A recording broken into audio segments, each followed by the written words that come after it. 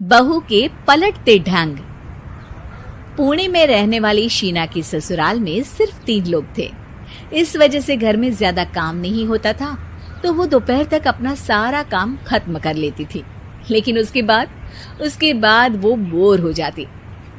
इस वजह से उसने शिनचैन कार्टून देखना शुरू कर दिया, जो धीरे धीरे उसके व्यवहार पर इतना इफेक्ट करता गया कि वो खुद भी शिनचैन जैसी ही बातें करने लगती है। एक रात डिनर करते हुए, अरे बहू, जरा अचार तो देना। ओहो ससुमा, आपसे इतना काम भी नहीं होता। इस तरह तो आप जल्दी जल्दी बुढ़िया हो जाओगी। अरे शीना, ये तुम कैसे बात कर रही हो? आपको तो कुछ भी समझ में नहीं आता। ये शीना का शिनचैन स्टाइल है। ऐसा बोलकर शीना वहाँ से चली जाती है। अगली सुबह शीना सबके उठने से पहले ही घर का काम खत्म करके कार्टून देखने बैठ जाती है। अरे वाह बहू, कमाल ही कर दिया। इतनी जल्दी सारा काम खत्म कर दिया। बस भी कीजिए, अब मैं इतनी भी कुछ खास नहीं।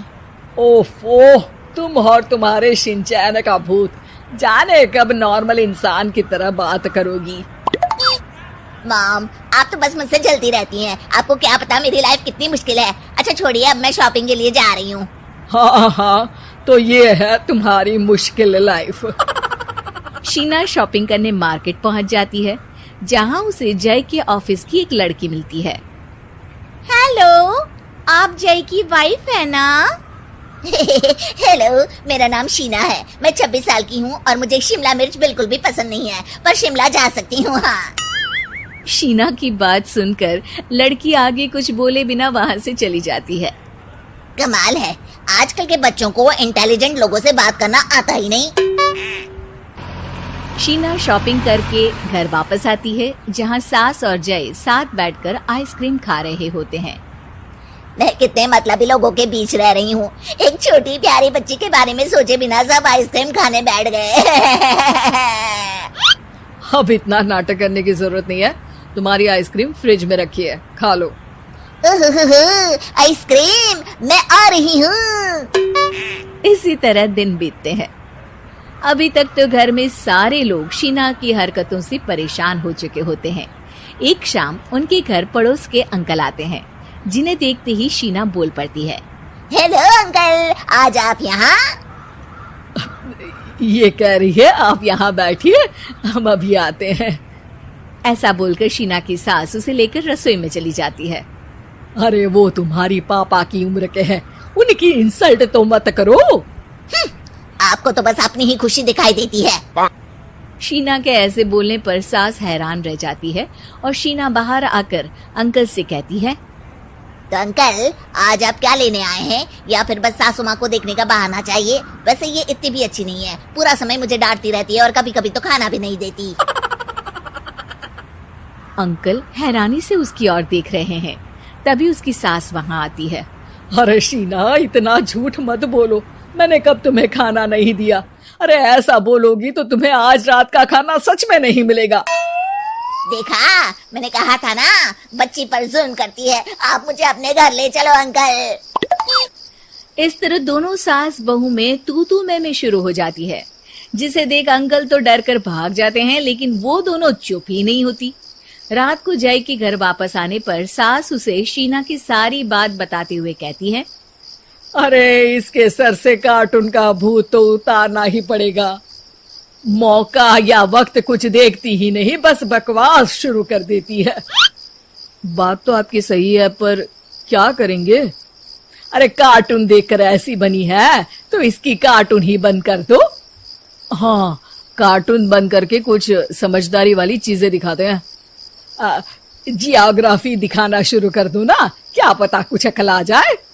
हाँ, नाइस आइडिया माँ।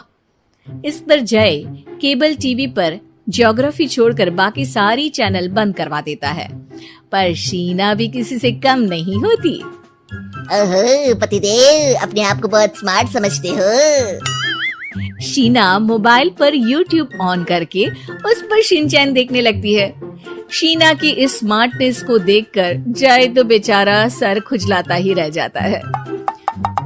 हमने इसे जरूरत से ज्यादा अंडर एस्टिमेट कर दिया, अब क्या करें माँ? अरे इंटरनेट बंद करवा दे बेटा। शीना को कार्टून की दुनिया से बाहर निकाल वापस इंसान बनाने के लिए अब जय इंटरनेट भी बंद करा देता है, जिससे शीना परेशान हो जाती है। सब मेरी खुशी से जलते हैं, पर अब क्या करूं? शीना सोच में पड़ जाती है, लेकिन कोई आइडिया नहीं मिलता, जिस पर मजबूरी में वो ज्योग्राफी देखना शुरू कर देती है। लगता है अब कुछ ही दिनों में इसके सिर से शिनचैन का भूत उतर ही जाएगा। हाँ बेटा, उम्मीद तो यही है। दिन बीतते हैं और घर में सब शीना के बोलने का इंतजार करने लगते हैं, लेकिन शीना टीवी में ऐसी खो जाती है कि उससे पूछे सवालों का हाँ या ना के अलावा और कुछ जवाब ही नहीं देती। देखते ही देखते हफ्ता बीत जाता है, तो सब्र का बांध तोड़ते हुए जय टीवी बंद कर खुद ही शीना से बात करने बैठ जाता है। क्या बात है शीना, पहले तुम ज्योग्राफी देखने को तैयार नहीं थी, और जब देखने बैठी तो इसके आगे किसी चीज की कोई सूध ही नहीं, ना किसी से बात करनी, ना घर का कोई काम। अरे माँ कब तक अकेले सब कुछ संभालेंगी? अभी भी तुम्हारे सर से शिनचैन का भूत उतरा कि नहीं? जब मादा भालू नर भालू से बात नहीं करती तो वो उनका ध्यान अपनी तरफ आकर्षित करने के लिए बिल्कुल यही हरकत करते हैं। तुम नर भालू हो। शीना के ऐसा बोलते ही जय और उसकी मम्मी एक दूसरे की तरफ देख सर पकड़कर बैठ जाते हैं।